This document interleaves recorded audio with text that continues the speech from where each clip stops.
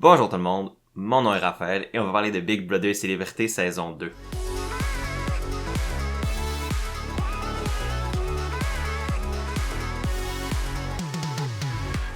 Aujourd'hui, on va couvrir l'épisode 47 de Big Brother Célébrité qui était un épisode assez tranquille, probablement un des épisodes les moins chargés en termes de contenu, le moins comme pertinent pour comprendre tout ce qui va se passer cette semaine. Mais ça veut pas dire qu'il s'est rien passé. J'ai quand même détecté quelques scènes, quelques conversations qui valent la peine d'être décortiquées. Et donc, j'ai vraiment envie de parler de ces scènes-là et de parler d'un problème que j'ai encore vu dans le montage de l'épisode d'aujourd'hui. Beaucoup de gens savent probablement déjà de quoi je parle, mais je vais en parler plus vers la fin de ma vidéo. Donc, on va pas plus attendre et on va parler de tout ça et de bien plus dans la vidéo qu'on va commencer maintenant. La première scène ou le premier élément de la game qui s'est passé dans l'épisode du lundi soir que je veux analyser présentement, c'est enfin le fait que l'Alliance de 5 a décidé de se révéler au grand jour.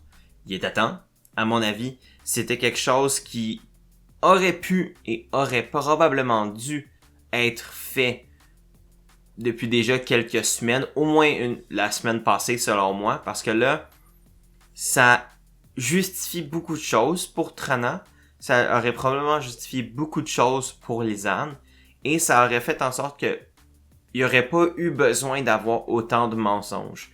Oui, ça révèle à Lisanne qu'elle est dans le bas de la maison. Oui, ça révèle à Trana qu'elle est au bas de la maison. Mais elle l'était déjà, elle se sentait déjà comme ça, et ça aurait juste fait en sorte que Claudia, Léo, Martin, Steph, Hugo auraient toutes eu moins besoin de mentir et ça aurait juste fait en sorte que les doubles jeux auraient pu être évités. Les triples jeux, les doubles jeux auraient pas eu une si grande importance si, selon moi, les joueurs de cette alliance-là avaient assumé le fait qu'ils étaient en alliance dans le contexte global de la maison, qu'ils avaient révélé cette information-là et qui avaient juste joué en fonction de ce chiffre-là. Parce que si tu te dis, écoute, je suis en alliance de 5, c'était ma meilleure voie vers la fin. Je suis désolé, mais c'est pour ça qu'il faut que je l'élimine. Ça a l'air beaucoup moins problématique que de mentir à quelqu'un pendant une semaine au complet puis de faire comme moi, quand tu vas voir les épisodes, tu vas comprendre. Tu sais, à mon sens, c'est que tu as l'impression de te faire encore plus jouer puis ça vient faire écho à ce que Jean-Thomas a illustré dans sa vidéo qu'il a publiée hier sur son compte Facebook. Dans le fond, il a fait une vidéo de 10 minutes où il expliquait c'est quoi la gestion de jury, comment les joueurs doivent, selon lui, quelle est la meilleure manière pour un joueur de comme concevoir la game dans la maison, mais aussi en dehors de la maison. Parce que vu que les joueurs dans la saison de Big Brother Célébrité qu'on regarde actuellement ont accès aux épisodes dans leur processus décisionnel qui va mener au couronnement d'un gagnant ou d'une gagnante pour la saison 2, les joueurs dans la maison, lorsqu'ils évincent des joueurs, comme là, Lisanne et Eddie et Guylaine qui font les 3 parties du jury, mais il faut qu'ils considèrent que leurs actions vont être montrées dans le show de télé et que les gens qu'ils éliminent vont avoir accès à ces shows-là pour faire leurs décisions. Donc, piler mensonge par-dessus mensonge pour protéger une information qui va être révélée de toute façon quand les joueurs éliminés vont regarder le show parce qu'ils sont obligés de regarder le show anyway.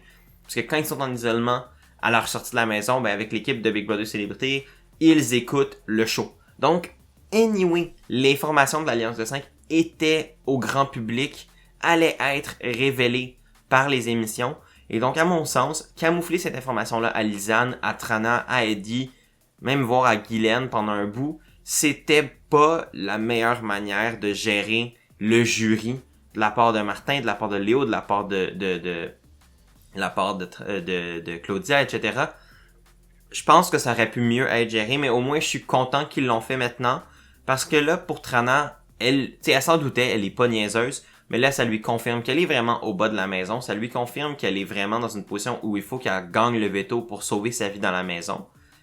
Et ça fait qu'en sorte que pour nous, en tant que spectateurs, oui, on a moins l'impression que Trana a comme une chance, vu que le miroir qui a peut-être pas d'alliance de 5 est complètement brisé. T'sais, tout le monde le sait, c'est vu et su de tous. Il y a plus de doute là-dessus.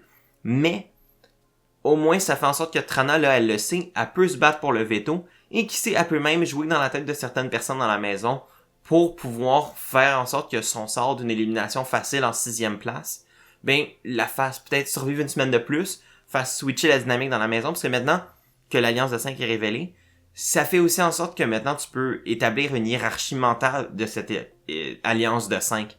Pour Trana, maintenant elle peut regarder le portrait dans la maison et faire comme mais semble que Claudia et Léo sont peut-être moins intégrés dans un top 3 qui inclurait donc Hugo, Steph et Martin. Et donc peut-être que Léo et Claudia sont moins hautes dans les priorités de Martin et de Steph. Bref, ça donne des munitions à Trana pour se sauver, mais en même temps, ça fait en sorte que Trana, si elle est éliminée ou si elle est mise sur le bloc, ben t'as pas besoin de lui mentir dans la face, t'as pas besoin de la faire passer pour une conne pour l'éliminer, pour respecter le plan de l'Alliance. Fait que je pense qu'au final, c'est juste une position qui est meilleure. Ça fait en sorte que justement là, quand les membres de l'Alliance vont discuter ensemble du plan de la semaine, ben ils sont comme, ben regarde, on va mettre Trana, on le sait, on va pouvoir lui révéler l'Alliance de 5, puis arrêter ces mensonges-là qui sont au final pas utiles. Ça permet aussi à Martin d'être plus transparent avec Stéphanie quant à l'utilisation de la voûte. J'ai aimé que Martin dise à Steph qu'il a utilisé la voûte pour sauver Claudia, pour comme éliminer Lisanne sans que Steph, en respectant les consignes du patronat 50-50 autant que possible et en protégeant Steph émotionnellement de devoir mentir à Lisanne. Je pense que Martin a vraiment bien justifié cette demi-vérité-là à Steph, et ça a fait en sorte que Steph l'a vraiment bien pris, a même mieux pris que j'aurais cru qu'elle l'aurait fait. Considérant que des fois, Stéphanie, émotionnellement, elle a mal réagi à certaines choses qu'elle n'allait pas dans la direction qu'elle souhaitait. Donc, j'ai trouvé que Martin a vraiment fait une bonne job de gérer cette conversation-là avec Steph. Steph, à son crédit, l'a très bien pris, et ça semble pas avoir influencé négativement leur relation, même au contraire. Je pense que ça a juste approfondi le lien déjà de confiance que Martin avait avec Steph. Je pense que maintenant Steph est le plus proche allié de Steph maintenant dans la maison, que Lisanne n'est plus là, c'est Martin à 100%. Fait que là, en révélant cette information-là, ça solidifie cette relation-là entre Martin et Steph. Et ça fait en sorte que pour Martin, si jamais Steph devient patronne la semaine prochaine, mais elle va clairement protéger Martin parce qu'ils ont une bonne relation. Ou en tout cas, c'est ce qu'on pourrait croire. Et fait que bref, je suis content que là, avec l'épisode d'aujourd'hui, les mensonges ont commencé à diminuer. Le surjeu a commencé à diminuer. Et ça va laisser le champ libre aux meilleurs joueurs de potentiellement soit décider d'éliminer Trana, ou à Trana de montrer qu'elle est une meilleure joueuse, jouer dans la tête de Claudia comme patronne et potentiellement faire imploser l'Alliance de 5 plus vite que prévu. Le deuxième élément que je veux aborder dans mon épisode d'aujourd'hui, c'est très vite, mais c'est la voûte. La voûte qui fait son apparition pour la 3e et dernière semaine de la saison. La voûte cette semaine qui est un mélange d'un indice audio et d'un indice visuel qui doit être donc résolu à l'aide d'une horloge qui est dans le confessionnal qui donne accès à la voûte. Je vais donner crédit aux producteurs qui ont vraiment trouvé des manières intéressantes et différentes de donner accès à la voûte de l'immunité. Je trouve que pour une twist qui est récurrente depuis 2 semaines maintenant et pour une 3e semaine là, ils ont vraiment trouvé des manières divertissantes de faire en sorte que cette voûte-là existe comme twist dans la maison. Même si je commence à être tanné qu'elle soit là, je trouve que ça a comme ralenti la possibilité du gameplay parce que là, ça fait qu'il y a trop de gens qui sont immunisés ou qui peuvent être immunisés. Fait qu'il y a tellement de risques à faire n'importe quel move que les gens vont juste faire soit le move le plus safe et plate, télévisuellement parlant, ou vont être amenés à faire n'importe quoi et faire des moves qui sont pas bénéfiques pour leur game parce qu'ils doivent contourner trop de twists d'une shot. Mais au moins, je trouve que cette version-là de la voûte, l'indice sonore avec les sons de cloche, avec les indices visuels dans l'espèce de structure de lumière en haut de la table du salon, de la table de la cérémonie des nominations, et ensuite du gym, les lumières du gym puis d'autres pièces qui clignotent pour indiquer probablement le temps. Je trouve que c'est vraiment de manière ingénieuse de faire trouver la voûte, trouver l'indice pour la voûte. Je pense que c'est probablement ma voûte préférée en termes de justement système de résolution. Par contre, la seule affaire que j'aime pas, c'est que ça encourage énormément le travail d'équipe, considérant qu'il y a 3 éléments différents auxquels il faut porter attention. Et pour une joueuse comme Trana, qui est évidemment toute seule contre 5 personnes, ben ça rend les chances qu'elle trouve la voûte plus difficile. Fait que je trouve que c'est une twist qui est cette manière de découvrir la voûte là est un peu débalancée donne beaucoup plus de chance à Martin et Hugo, notamment, qui travaillent vraiment ensemble solidement pour trouver la voûte, mais aussi avec juste les membres de l'Alliance des 5 versus Trana qui est toute seule puis qui semble pas avoir accès à autant d'informations sur la voûte que les autres. Je dois quand même donner aussi un énorme shout-out à Hugo qui a vraiment catché très vite ce que la voûte était comme indice. L'affaire de l'indice de la cloche qui donne les heures, la lumière qui donne les minutes et probablement les clignotants dans le gym et les autres pièces qui donnent les secondes. Il a trouvé super vite cette réponse-là. Et j'ai trouvé vraiment ça brillant de sa part. Pour de vrai, Hugo, non seulement est un joueur physique, quand même est un joueur social, tranquille, mais qui sait être convaincant quand il en a besoin. Est aussi un cerveau, quelqu'un qui réfléchit puis qui voit bien les différentes dimensions des énigmes. Puis ça, je trouve ça veut juste bien de voir ça. Et pour le vrai, on a quand même vu beaucoup de la voûte aujourd'hui, mais au final, personne l'a trouvé. Fait que j'ai trouvé que c'était comme beaucoup de build-up pour rien. Mais on s'entend que la voûte va clairement être trouvée à un moment donné cette semaine. La question, c'est plus quand et par qui que si elle va être trouvée ou non.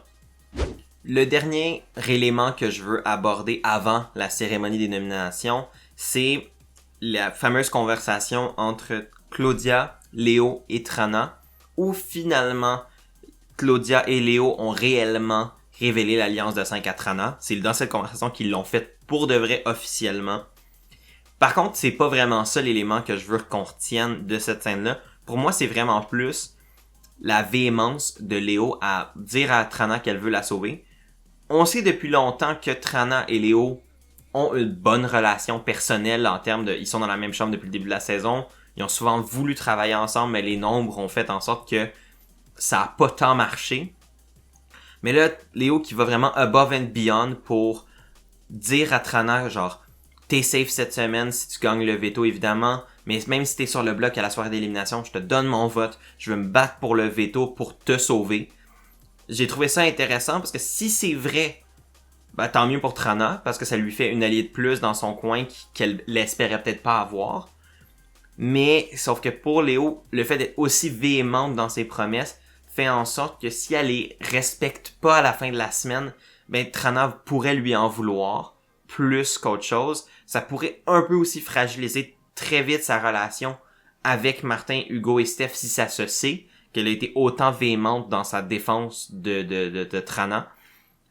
Mais j'ai quand même trouvé que ça au moins ça a créé comme une espèce de sentiment de ok, finalement il y a la ligne entre le 5 versus le 1 est peut-être moins coupée aussi solidement tracée aussi solidement dans le sable que je l'espérais en début d'épisode. Et cette conversation-là a montré que Trana a continué d'essayer de travailler sur la paranoïa des filles, sur leur envie de faire un gros move. Et c'était la chose que Trana se devait de faire. Continuer de jouer dans la tête des filles pour leur faire réaliser que c'est vrai que dans une alliance de 5, avec la semaine prochaine, si Claudia peut pas devenir patronne, il y a juste Léo qui peut techniquement assurer de les protéger. Et que l'alliance de 5 va commencer à se tirer dessus vite en maudit.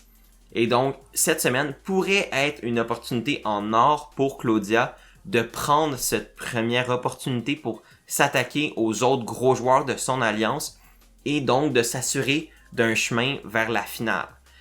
Je suis d'accord avec le sentiment de Trana, je pense qu'elle a tout à fait raison de faire miroiter cette possibilité-là aux filles et c'était la chose qu'elle se devait faire stratégiquement et j'ai trouvé intéressant que les filles le considèrent, cet argument-là. On les a vus après se parler entre elles, entre Claudia et Léo. Et même Claudia vient à la conclusion il faut qu'on s'attaque à Steph ou à Martin cette semaine. Ça serait le meilleur move stratégique pour nous pour se rendre à la fin. Et je suis d'accord, j'ai l'impression que au minimum Martin et Steph sont probablement plus proches un de l'autre qu'ils le sont respectivement de Léo et Claudia. Donc pour elle, s'attaquer à Martin et Steph ferait en sorte que ce duo-là va être brisé. Et ça leur fait un allié de moins pour la semaine prochaine. Et non seulement ça, mais c'est que ça protège Trana. Trana qui va probablement plus aller cibler Hugo et Martin que de cibler Claudia et Léo la semaine prochaine. Fait que comme Trana l'a fait miroiter, sa survie à la semaine achèterait potentiellement à Claudia et Léo un top 4 garanti. C'est pas exactement vrai, mais ça augmente les probabilités que ça arrive clairement. Donc ça va être intéressant de suivre cette saga-là et le fait que ça travaille dans la tête de Claudia lui a fait considérer plusieurs scénarios comme qu'elle devait mettre sur le bloc aux côtés de Trana. Elle pensait mettre Hugo, mais là, Hugo, il est protégé avec la voûte, fait que là, elle veut pas avoir à, comme, montrer ça tout de suite. Et elle ose pas mettre 2 personnes de son alliance initialement pour pas trahir son potentiel plan de sortir Steph ou Martin. Elle pense peut-être mettre Martin comme pion parce que elle dit que c'est comme un petit peu à son tour d'être... Léo trouve que c'est au tour de Martin de comme take one for the team, ce que j'ai trouvé quand même drôle. C'est vrai que Martin l'a eu quand même relativement facile en termes de nomination sur le bloc et tout ça, de risque réel de partir. Il a vraiment été moins en danger que Claudia et Léo toute la saison. Donc c'est vrai que pour elles, dans leur tête, ils sont comme c'est au tour de Martin de stresser un peu. Puis même Steph a été sur le bloc 5 fois. Fait que Martin l'a été, je pense, 2 fois. Hugo l'a jamais été. Fait que il commence à dire ouais, c'est au tour des gars de stresser un peu pendant une semaine. Et j'ai aussi trouvé intéressant que Claudia et Léo disent à Steph, écoute, si t'es sur le bloc contre Martin, on t'assure d'avoir les votes. C'est la bonne chose à dire à Steph au sens où le Steph au moins se sent plus en sécurité, même si elle se retrouve sur le bloc ou si le veto est utilisé et qu'elle doit être sur le bloc. Par contre, ma crainte, c'est quand même qu'elle aille répéter ces informations-là à Martin et que là, Martin se mette à douter royalement de Léo et Claudia. C'est une possibilité, puis c'est possible que ça commence à venir semer de la discorde dès cette semaine dans l'Alliance de 5. Mais on n'a pas vu les résultats de cette conversation-là vraiment. Finalement, le dernier truc que je veux aborder dans mon épisode d'aujourd'hui, c'est évidemment la cérémonie des nominations. Et avant même de parler de la cérémonie des nominations, il faut que j'adresse l'éléphant dans la pièce, qui est le gros cliffhanger, donc le gros suspense que le show nous a laissé au niveau du montage dans la cérémonie des nominations. Parce que Claudia a nominé Trana sur le bloc, sans grande surprise. Par contre, le show nous a pas montré c'est qui la deuxième nomination. Et pour quelqu'un comme moi qui analyse Big Brother, c'est vraiment chiant de ne pas avoir cette information-là. Parce que oui, ça laisse un certain suspense de qui va être aux côtés de Trana? Mais sauf que la personne qui va être aux côtés de Trana a un réel impact sur le potentiel stratégique de la semaine. Et le fait pour moi et les autres personnes qui aiment discuter et analyser de Big Brother et parler du show, ça nous donne pas les informations nécessaires pour pousser nos analyses. Ça fait en sorte que là, je pète un peu des nuages en me disant quelle théorie Claudia va faire? Qu'est-ce qui serait le meilleur pour Claudia? Ce qui est, oui, intéressant en soi. On va avoir cette réponse-là dès l'épisode du mardi soir. Fait que le fait de comme juste faire traîner un suspense qui dure même pas 24 heures, pour les analystes, c'est frustrant. Pour les fans qui veulent en jaser, c'est frustrant parce qu'ils n'ont pas les réponses à leurs questions. Et je trouve que c'est dommage que le show utilise ces cliffhangers-là parce que c'est pas des cliffhangers qui sont intéressants d'un point de vue stratégique. Ça fait juste comme faire écoutez le show demain pour voir qu'est-ce qui va se passer, mais tu sais, dans les autres versions de Big Brother, comme Big Brother Canada ou Big Brother aux États-Unis, leur système de montage d'épisodes est super fixe. Les lundis, ils montent la cérémonie des nominations au complet à chaque fois. Les mercredis, c'est la cérémonie c'est la compétition du veto et la cérémonie du veto au complet. Fait qu'on sait tout le temps qui est sur le bloc à la fin de chaque épisode. Là, avec l'espèce de montage que le show a fait cette semaine, ça laisse un suspense artificiel qui est pas intéressant plus qu'il faut. Et ça fait en sorte que là, oui, on sait que Trana est sur le bloc, ce qui est quand même assez logique parce que sinon, ça aurait révélé la trahison de Claudia et Léo dès le début de la semaine, ce qui était pas une bonne chose pour elle, pour la semaine. Par contre, là, la personne qui va être à côté de Trana, on n'a aucune idée. J'ai le feeling personnel que ça va être Martin, mais je serais pas non plus surpris que ce soit Steph, parce que j'ai vraiment pas l'impression qu'ils vont nominer Hugo, même si nominer Hugo pour moi serait la meilleure chose, parce que ça fait en sorte qu'il pourrait faire briser son immunité de la voûte, faire en sorte que là, anyway, il va pas être mis en danger et il va pouvoir se sortir du bloc. Et là, mettre Martin ou Steph, ça camoufle un peu les intentions réelles de Léo et Claudia. Mais moi, ce que je trouve intéressant avec le fait de potentiellement mettre Hugo dès le début, c'est que ça permet à Claudia d'éviter l'éventualité possible, rare mais possible, qu'elle soit forcée de mettre Éléonore sur le bloc cette semaine. Parce que si, et là je pars dans la grosse série, fait que attachez-vous bien, si le bloc initial est Trana versus Martin, on va dire, que Steph décide d'utiliser le veto pour enlever Martin du bloc, ou si Martin remporte la voûte d'immunité après la cérémonie du veto, se sort du bloc, peut pas être remis en remplacement. Là, ça fait en sorte que Trana est déjà sur le bloc. Stéphanie, admettons, remporte le veto, est immunisée. Martin serait immunisé avec la voûte de cette semaine. Hugo est immunisé avec la voûte de la semaine passée. Et c'est qui la seule personne que Claudia peut nominer pour la semaine? C'est Léo. Et être Martin, Steph et Claudia, Martin, Steph et Hugo, je prendrais le shot pour éliminer Léo, affaiblir Claudia qui est clairement un danger pour gagner à la fin. Et right off to the sunset, gagner le patron la semaine prochaine, sortir soit Claudia ou Trana, et là se rendre au Final 3 ensemble. Fait qu'il y a une éventualité, cette semaine, à cause de toutes les votes d'immunité, à cause du veto et du petit nombre de gens dans la maison, que Claudia peut nominer, que si elle fait pas des bonnes nominations dès le début, Claudia soit obligée de nominer Léo sur le bloc, et ça serait la pire chose pour sa game.